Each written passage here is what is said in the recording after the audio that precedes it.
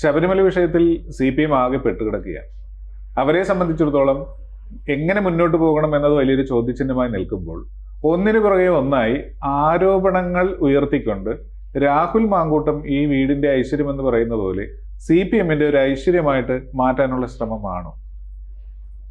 രാഹുലിന്റെ വിഷയം ഇപ്പം നമ്മൾ പരിശോധിക്കുമ്പോൾ രാഹുൽ കുറ്റക്കാരനാണോ കുറ്റക്കാരനല്ലയോ എന്നുള്ളതിനപ്പുറം രാഹുലിന്റെ വിഷയം മറ്റു പല വിഷയങ്ങളിൽ നിന്ന് വ്യത്യസ്തമായിട്ട് വളരെ കൂടുതലായിട്ട് ഹൈലൈറ്റ് ചെയ്യുന്നതിനും അത്തരത്തിലൊരു വിഷയം ക്രിയേറ്റ് ചെയ്യുന്നതിനും ശ്രമിക്കുന്നുണ്ടോ എന്നുള്ളൊരു കാര്യമുണ്ട്. കാരണം ഒരു വാർത്തയ്ക്ക് 24 മണിക്കൂർ മാത്രം പ്രസക്തി ഉള്ളപ്പോൾ അല്ലെങ്കിൽ മറ്റൊരു വാർത്ത വന്നാൽ ആ വാർത്ത ഇല്ലാതാവുന്നു. അപ്പം ചില വാർത്തകൾ മറച്ചു പിടിക്കാൻ, ചില പ്രശ്നങ്ങൾ ഒഴിവാക്കാൻ, ചില കാര്യങ്ങൾ അല്ലെങ്കിൽ ജനങ്ങളിൽ നിന്ന് കൊണ്ടുപോകുന്നതിന് സൈഡ് ലൈൻ ചെയ്യാൻ ജനങ്ങളിൽ നിന്ന് കൊണ്ടുപോകുന്നതിന് വേണ്ടി രാഹുൽ മാങ്കൂട്ടത്തിനെ അല്ലെങ്കിൽ ലൈവായിട്ട് നിർത്തുന്നോ എന്ന് നമുക്ക് സംശയിക്കേണ്ടിയിരിക്കും. കാരണം ഇത് ഇപ്പം മാധ്യമങ്ങൾ റേറ്റിംഗ് ഉള്ളതിന്റെ പുറകിലാണല്ലോ. പ്രത്യേകിച്ച് കേരളത്തിലുള്ളവർക്ക് എന്ന് പറഞ്ഞാൽ ഇത്തരത്തിൽ വികസനമോ അല്ലെങ്കിൽ ഭരണമോ രാഷ്ട്രീയ പാർട്ടി എന്ത് ചെയ്യുന്നതിനും അപ്പുറം ഇതുപോലത്തെയുള്ള കുൽസിതങ്ങളുടെ പുറകിൽ അല്ലെങ്കിൽ അതിനകത്ത് ആ പരിപാടി ഓപ്പറേറ്റ് ചെയ്യുമ്പോൾ അല്ലെങ്കിൽ അത് വാർത്തയായിട്ട് വരുന്നതാണ് കൂടുതൽ റേറ്റിംഗ് കിട്ടും. അപ്പം വേറെ എന്തുണ്ടായാലും ശബരിമല വിഷയം തന്നെ കോടതി ഒന്ന് കമന്റ് ചെയ്യുമ്പോൾ മാത്രം മാധ്യമങ്ങൾ അതിന്റെ പുറകെ നിൽക്കും. അതിനുശേഷം മാധ്യമങ്ങൾ മാറുകയാണ്.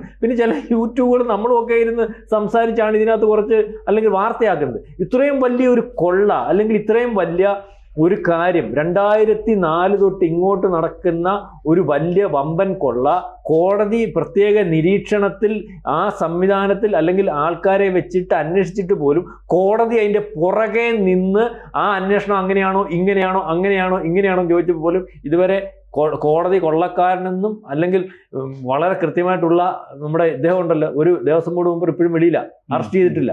അപ്പം മാത്രമല്ല പലരെയും അതിനകത്തുനിന്ന് ശങ്കരദാസ് പലരെ ഒഴിവാക്കുന്നു. ഏറ്റവും പ്രധാനപ്പെട്ട കോൺഗ്രസിന്റെ ഏറ്റവും അവസാനത്തെ നേതാവായിട്ടുള്ള സോണിയാഗാന്ധി പ്രതിയായിട്ട് വന്നിട്ടുള്ളതും അല്ലെങ്കിൽ സംശയാസ്പദമായിട്ട് നിൽക്കുമ്പം ഉണ്ണികൃഷ്ണൻ പോറ്റിയും ഈ ഭണ്ഡാരി ഉൾപ്പെടെ കൂടെ നിൽക്കുമ്പം ചർച്ചയാവുമ്പോൾ ഈ കോൺഗ്രസിന്റെ എം പിമാർ ഇതിനകത്ത് ഉണ്ടാകുമ്പോൾ ഒന്നും ഇതെല്ലാം അല്ലെങ്കിൽ ആ അന്വേഷണം ആ രീതിയിലേക്കൊന്നും പോകുന്നില്ല.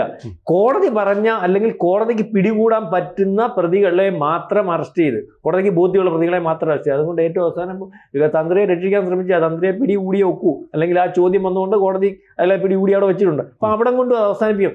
ഈ സമയത്താണ് ഈ പറയുന്ന രാഹുൽ മാങ്കൂട്ടം. അപ്പം അതിനകത്ത് നമുക്ക് അറിയാൻ സാധിക്കുന്ന രാഹുൽ മാങ്കൂട്ടത്തിനെതിരെ ആദ്യം ഒരു ആരോപണം വന്നു.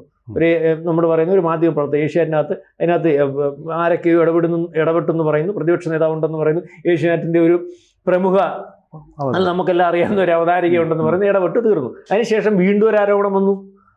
അതിന്റെ ശബ്ദ സന്ദേശമേ ഉള്ളൂ, പരാതിക്കാരിയില്ല. അന്ന് പോലീസ് വീടുകൾ കയറിക്കോളും ചോദിച്ചു കല്ലുവത്താനുണ്ടോ എന്ന് പണ്ടൊക്കെ നമ്മുടെ വീടിന്റെ വാക്കെ കൂടെ ആൾക്കാർ പോകുന്നവർ കയറി ഇവിടെ പരാതിക്കാരുണ്ടോ, രാഹുൽ പീഡിപ്പിച്ചവരുണ്ടോ, ഇവിടെ പരാതിക്കാരുണ്ടോ, രാഹുൽ പീഡിപ്പിച്ചവരുണ്ടോ എന്ന് വീടുകൾ കയറി ചോദിച്ചിട്ട് ഈ പരാതിക്കാരെയൊക്കെ വിളിച്ചിട്ട് അവർക്കാർക്കും പരാതിയില്ലായിരുന്നു. രണ്ടാമത് ഒരു പരാതി വന്നു. അത് റിട്ടേൺ പരാതി വന്നു. അത് ഒരു മീഡിയക്കാരിയാണ്.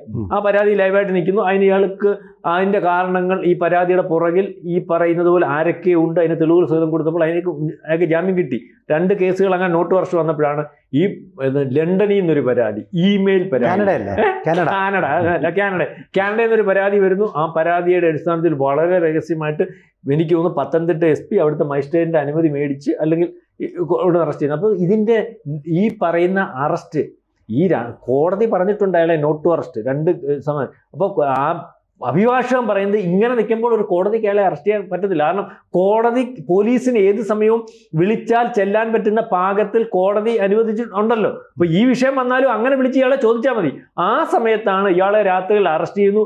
അറസ്റ്റ് ചെയ്യുന്ന സമയം തൊട്ട് ഇന്നലെ ഇദ്ദേഹത്തെ ഒരുപക്ഷെ കോടതി കൊണ്ടുവരുന്ന സമയം വരെ ഇങ്ങനെ ലൈവായിട്ട് നിർത്തി. അതായത് രാഹുൽ മാങ്കൂട്ടം പറയുന്നത് ഒരു പരിധിവരെ ശരിയാണ്. ഇത് എന്നെ ഇങ്ങനെ ലൈവായിട്ട് നിർത്തി പ്രദർശന വസ്തുവായിട്ട് കൊണ്ടുപോകുന്നു. ഇത് എന്തൊക്കെയോ മറയ്ക്കുന്നതിന് വേണ്ടിയാണോ അല്ലെങ്കിൽ ഇത്തരത്തിലൊരു നീക്കം എന്തിന്? ഇതിന്റെ പുറകിൽ രാഹുൽ മാങ്കൂട്ടത്തിന്റെ പുറകിൽ പിണറായി വിജയൻ മാത്രമല്ല, ഒരു പക്ഷേ കോൺഗ്രസ്സുകാരുണ്ട്, നമുക്ക് സംശയിക്കേണ്ടിയിരിക്കുന്നു, അല്ലെങ്കിൽ BJPക്കാരൊക്കെ ഉണ്ടാവാം. കാരണം നമ്മൾ മറച്ചു പിടിക്കേണ്ട ഒരു കൊള്ളയ്ക്കകത്ത് വലിയൊരു കൊള്ളയാണ്, അതൊരു വലിയ കാർട്ടലാണ്, കോടികളുടെ ഇടപാടാണ് നടന്നിരിക്കുന്നത്. അതിനകത്ത് ഒരു മാർക്സിസ്റ്റ് പാർട്ടിക്കാരെ മാത്രം വിചാരിച്ചാൽ നടക്കുന്ന ഒരു വിഷയമല്ല. അതിനകത്ത് കോൺഗ്രസ് ഉണ്ടാകാം, BJP ഉണ്ടാകാം, അല്ലെങ്കിൽ ഈ CPM ഉണ്ടാകും. അങ്ങനെ ഉന്നതരെല്ലാം കൂടി ആലോചിച്ചാൽ മാത്രം തീരുന്ന ഒരു വിഷയം.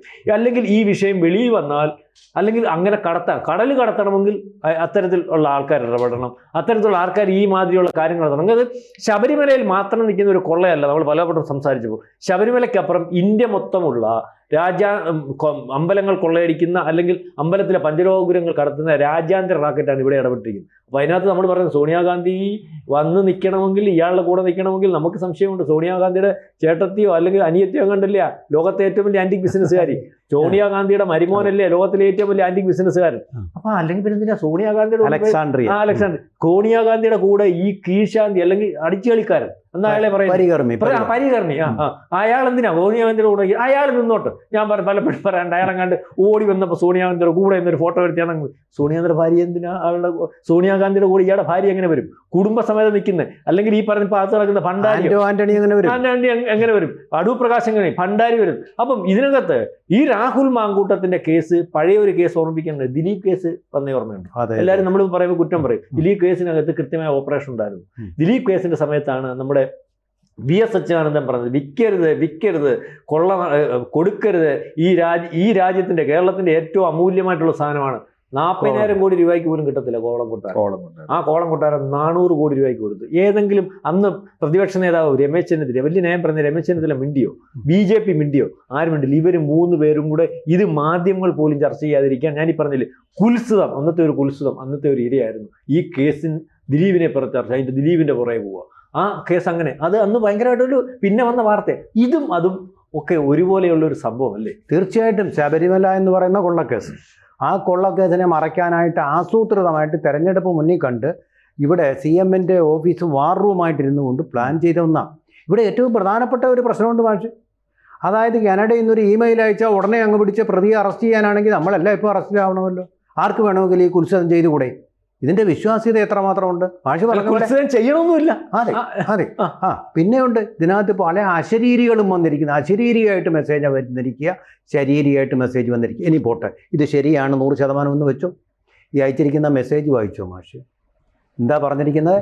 എൻ്റെ ഒരു സുഹൃത്തിന് വീട്ടിലേക്ക് ഗ്യാസ് സിലിണ്ടർ കൊണ്ടുവരാനുള്ള നമ്പർ അവൻ്റേത് കൊടുത്തപ്പോൾ എനിക്ക് തെറ്റിപ്പോയി, രാഹുലിൻ്റെ ആയിപ്പോയി. എങ്ങനെ രാഹുലിൻ്റെ ആയിപ്പോയി? ഒരിക്കലെങ്കിലും രാഹുലിൻ്റെ, ഞാൻ അതിജീവിതയോടുള്ള അവരാണെങ്കിൽ അങ്ങനെ ആണെങ്കിൽ അവരോടുള്ള എല്ലാ ബഹുമാനത്തോടു കൂടി പറയുക. അങ്ങനെയാണെങ്കിൽ എങ്ങനെ ഒരു പുരുഷൻ്റെ, നമ്മുടെ നാട്ടിലെ സ്ത്രീ തന്നെയാണല്ലോ കാനഡയിൽ ജീവിക്കുന്നതെങ്കിൽ, അങ്ങനെ അനാവശ്യമായിട്ട് ഏതെങ്കിലും നമ്പർ ഫോണിൽ രജിസ്റ്റർ ചെയ്ത് വെക്കുമോ പെൺകുട്ടികൾ? വെക്കാറുണ്ടോ? ഇല്ല. അങ്ങനെ അങ്ങ് തെറ്റിപ്പോകുന്ന ഒരു കാര്യമാണോ ഇത്? അന്യ പുരുഷൻ്റെ പേരിലേക്ക് പോവുക. രണ്ടാമത്തെ കാര്യം പറഞ്ഞിരിക്കുന്നത് അങ്ങനെ ഞാൻ വലയിൽപ്പെട്ടു. ഇയാളെന്തോ പിന്നെ മീൻ പിടിക്കാനുള്ള വലയുമായിട്ട് വന്ന് പിടിച്ചുകൊണ്ട് പോയതാണോ? തിമിംഗലത്തിനെയൊക്കെ പിടിക്കുന്ന പോലെ. എങ്ങനെ ഈ വലയിൽപ്പെടുന്നത്? ഇവരറിയാതെ ഒരു പെടലുണ്ടാവുമോ മാഷ്? എനിക്കറിയാൻ വയ്യ, ഞാൻ പൊട്ടരാണ്. മാഷ് പറ. ഒരു പെണ്ണിന് പെടണമെങ്കിൽ ആ പെണ്ണറിയാതെ ഒരു പെടലുണ്ടാവുമോ? ഈ ബലാത്സംഗം എന്ന് പറയുന്നില്ലല്ലോ ഇതിനകത്ത്.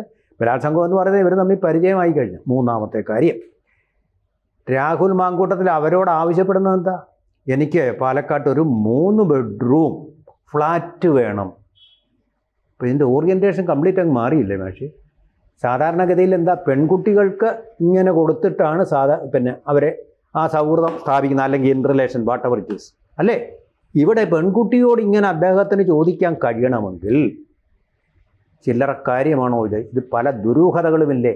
അപ്പോൾ കീഴ്മേൽ മറിഞ്ഞിരിക്കുകയല്ലേ കേസ് തന്നെ? അല്ല, ഇതിലൊരു പ്രധാനപ്പെട്ട സംഭവം കൂടി ഉണ്ട്. നമ്മുടെ നാട്ടിലെ ഒരു മോഷ്ടാവിനെ പോലീസ് പിടിച്ചെന്ന് വിചാരിക്കുക. മോഷ്ടാവിനെ പോലീസ് പിടിച്ചിട്ടുണ്ടെങ്കിൽ ഒരു മോഷണത്തിന് പിടിക്കുന്നവന്റെ മോഷണ പരമ്പരകൾ മൊത്തം പറഞ്ഞിട്ടായിരിക്കും ആണല്ലോ. ഇവിടെ രാഹുൽ മാങ്കൂട്ടത്തിനെ പിടിക്കുമ്പോൾ ഇത്രയേറെ പീഡനത്തിന്റെ ഒരു വലിയ നീണ്ട കഥയുടെ കഥാപാത്രമാണെങ്കിൽ ഈ പോലീസിനെ ആദ്യത്തെ ചോദ്യം ചെയ്യലിൽ തന്നെ ഇതെല്ലാം കണ്ടുപിടിച്ചുകൂടെ? എത്ര പേരെ പീഡിപ്പിച്ചിട്ടുണ്ട്, ആരൊക്കെയാണ് അവർ?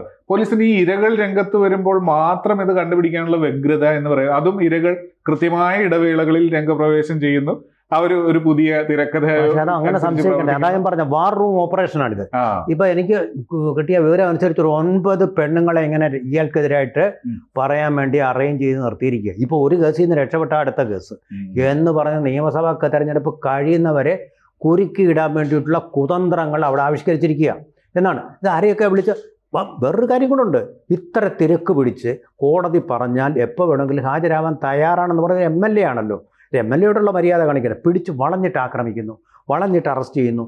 അതുപോലെ തന്നെ അടൂരിലെ വീട്ടിൽ അറിയാമല്ലോ, വ്യാജ ഐഡൻറ്റിറ്റി കാർഡ് ഇമ്പോസ്റ്ററിങ് കേസ്. അടൂരിലെ അദ്ദേഹത്തിൻ്റെ വീട്ടുവളപ്പിൽ വെളുപ്പാങ്കാലത്ത് 4 മണിക്ക് ആ അമ്മയൊക്കെയുള്ള വീട്ടിൽ അയാളെ വളഞ്ഞിട്ട് അറസ്റ്റ് ചെയ്യുന്നത്. ഇയാൾ എന്താ വീരപ്പനോ അല്ലെങ്കിൽ ചാൾസ് ശോഭരാജോ എന്തോ? അതായത് ശബരിമല ഉണ്ണികൃഷ്ണൻ പോറ്റിയെ നിങ്ങൾ അങ്ങനെ അറസ്റ്റ് ചെയ്തിട്ടില്ലല്ലോ, കൊള്ളക്കാരൻ ശബരിമല ഉണ്ണികൃഷ്ണൻ പോറ്റിയെ അങ്ങനെ അറസ്റ്റ് ചെയ്തു. ഇതെന്താണ് നിങ്ങൾ? അപ്പോൾ രാഹുൽ എന്ന് പറയുന്ന ആൾ പിണറായി എന്നല്ല, പിണറായി എന്ന് പറഞ്ഞ് നേർക്ക് നേർ നിന്ന് പോരാടാൻ ശക്തിയില്ല കോൺഗ്രസിലെ ഒരുത്തനാണ്. ഇതിൻ്റെ ഫലമായിട്ട് കോൺഗ്രസിൽ അദ്ദേഹത്തിന് വലിയൊരു വീരനായക പരിവേഷം കിട്ടിയിട്ടുണ്ട്. ഇതിഷ്ടപ്പെടാത്ത ചില ഉസ്താദുമാരും അതിനകത്തുണ്ട്. നമ്മൾ CPM-ലെ പിണറായി വിജയനെ മാത്രം കുറ്റപ്പെടുത്തിയിട്ടില്ല, അദ്ദേഹത്തെ സഹായിക്കാൻ, പാളയത്തിൽ പട നടത്താൻ, ഒറ്റുകൊടുക്കാൻ എന്താ പറയുന്നത് മിർ ജാഫർമാർ നമ്മൾ CPM-ൽ ഉണ്ടെന്ന് വേണം വിചാരിക്കാം. CPM-ലെ വലിയ കൊലകൊമ്പന്മാരായ പാനലിസ്റ്റുകളെ അതിഗംഭീരമായി നിർഭയത്വമായിട്ട്, എന്നാൽ അവർക്ക് മറുപടി പറയാൻ പറ്റാത്ത രീതിയിൽ നേരിടുന്ന വളരെ രാഷ്ട്രീയ ഭാവിയുള്ളൊരു ചെറുപ്പക്കാരനായിരുന്നു ഈ പറയുന്ന രാഹുൽ. പക്ഷെ അദ്ദേഹം ചെയ്തതാണോ അല്ലയോ എന്നുള്ള കോടതി തീരുമാനിക്കേണ്ടതാണ്. പക്ഷെങ്കിലും പലരും ചോദിക്കുന്ന അദ്ദേഹത്തെ വേട്ടയാടുകൾ എന്നതിൻ്റെ ഒരു ഭാഗമാണോ ഇത് എന്നൊരു ചോദ്യമുണ്ട്. അല്ല, ഇതിനകത്ത് വേറെ കാര്യമുണ്ട്. നമ്മളീ പറയുമ്പോൾ ഇയാൾ ചെയ്ത അതേ കുറ്റത്തിലാണ് ഇന്ന് കേരള രാഷ്ട്രീയം നിയന്ത്രിക്കുന്ന നാളെ കാലത്ത് UDF ആര് ഭരിക്കണം, അല്ലെങ്കിൽ കേരളത്തിൽ ആരുണ്ടാകണം, മാണി കോൺഗ്രസിനകത്ത് വേണോ UDF-നകത്ത് വേണോ എന്നൊക്കെ തീരുമാനിക്കുന്ന കുഞ്ഞാലിക്കുട്ടി. ഇതേ ആക്ഷേപം അദ്ദേഹത്തിന്റെ പേര് വന്ന ശരിയോ തെറ്റോ എനിക്കറിയത്തില്ല. അത് അതിനകത്തുനിന്ന് തിരിച്ചു വന്നു. ഇതിനകത്ത് ഇയാളുടെ പേരിൽ വരുന്നതെന്ന് പറഞ്ഞാൽ അയാളുടെ പേരിൽ അയാളുടെ കുട്ടിയാണെന്ന് പറഞ്ഞുകൊണ്ട് അന്നറിയാൽ ഇന്ത്യ വിഷൻ റിപ്പോർട്ട് ചെയ്ത് വലിയ വിവാദമായിരുന്നു. TV വെക്കാൻ പറ്റാത്ത രീതിയിൽ വീടുകളിൽ TV ഓഫ് ചെയ്യുമായിരുന്നു. കുഞ്ഞുങ്ങളെ റിമോട്ട് കൊടുക്കത്തില്ല, TV ഓൺ ചെയ്താൽ ഇത് അകുൽസുതമാണ്. അപ്പൊ ഇതിനകത്ത് അന്ന് ഒരു സലീന, അത് റജീന, ഒരു റജീന ഉള്ളെങ്കിൽ ഇതിപ്പോ 9 റജീനമാരെ തെരഞ്ഞെടുത്തു. ഇപ്പോഴാണെങ്കിൽ പോസ്കോ കേസ്. ഇതിനകത്ത് 9, അന്നൊരു റജീനയായിരുന്നെങ്കിൽ ഇതിനകത്ത് 9 പേരെ വരെ തയ്യാറാക്കി 2 പേര് തയ്യാറായി വന്നിരിക്കുന്നു എന്നാണ് വേണമെങ്കിൽ. അതായത് കൃത്യമായ തിരക്കഥ. അതായത് നമ്മൾ അറിഞ്ഞത് ശരിയാണെങ്കിൽ, അല്ലെങ്കിൽ പറയുന്നത് ശരിയാണെങ്കിൽ, അല്ലെങ്കിൽ ഇത്തരത്തിൽ കഥയുണ്ടെങ്കിൽ ആഭ്യന്തര വകുപ്പ് ഇതിനു വേണ്ടി സമയം കളയുന്നു. അതായത് സ്ത്രീകളെ തെരഞ്ഞു പിടിച്ച്, നേരത്തെ തന്നെ ഈ പരാതിയുടെ കാര്യത്തിൽ അറിയാമല്ലോ, അന്ന് ഈ മറ്റേ ആദ്യത്തെ പരാതിയുടെ സമയത്ത് വിളിച്ചു വരുത്തി പരാതി ഉണ്ടോ ചോദിക്കുമായിരുന്നു. പിന്നെ അതിന് തയ്യാറാക്കി പരാതിക്കാർ വന്നു, ഓർമ്മയുണ്ടോ? പിന്നെ രണ്ടാമത് അതിനുശേഷം ഇയാൾ പുനർജനിച്ചു വന്നു, അല്ലെങ്കിൽ മണ്ഡലത്തിൽ പോയി തിരിച്ചു വരുന്ന രസം വന്നപ്പോഴാണ് റിട്ടേൺ പരാതി വന്നത്. ആ പരാതിക്ക് ശേഷമാണ് ഇതിപ്പം അന്നേരം അറസ്റ്റ് ചെയ്യാൻ പറ്റിയില്ല. ഇയാൾ മാറി ഇരുന്നിട്ട് ജാമ്യം എടുക്കുന്ന ദിവസം ഇവനെ വേറൊരു പരാതിക്കാരി വരുന്നു ലണ്ടനിൽ നിന്ന്. അതൊക്കെ നിയമപരമാണോ എന്നുള്ള കാര്യത്തെ പരിശോധിക്കേണ്ടിയിരിക്കുന്നു. ഇനി ഒരു പോസ്കോ ഒരുങ്ങുന്നു എന്നുള്ള ഒന്നിപ്പടുത്ത് 3-ലായിരുന്നു കഴിഞ്ഞ പ്രാവശ്യത്തെ അറസ്റ്റ്. 3-ൽ പെട്ടു എന്നാണല്ലോ പറയുന്നത്. ഇനിയിപ്പോ 9-ലായിരിക്കും പെടുത്തുന്നത്. അതിനൊക്കെ സന്നാഹമായിട്ട് നിൽക്കുകയാണ് അല്ലേ? ശരി. ABC മലയാളത്തിന്റെ കൂടെ ABCക്ക് ഒരു ഹിന്ദി ചാനലുണ്ട്, ABC ഹിന്ദി. അത് സബ്സ്ക്രൈബ് ചെയ്യണം, നിങ്ങൾ വരിക്കാരാകണം. കൂടുതൽ വാർത്തകളും വിശേഷങ്ങളും നിങ്ങളിലേക്ക് എത്താൻ ABC മലയാളം സബ്സ്ക്രൈബ് ചെയ്യുക, ബെൽ ബട്ടണും അമർത്തുക.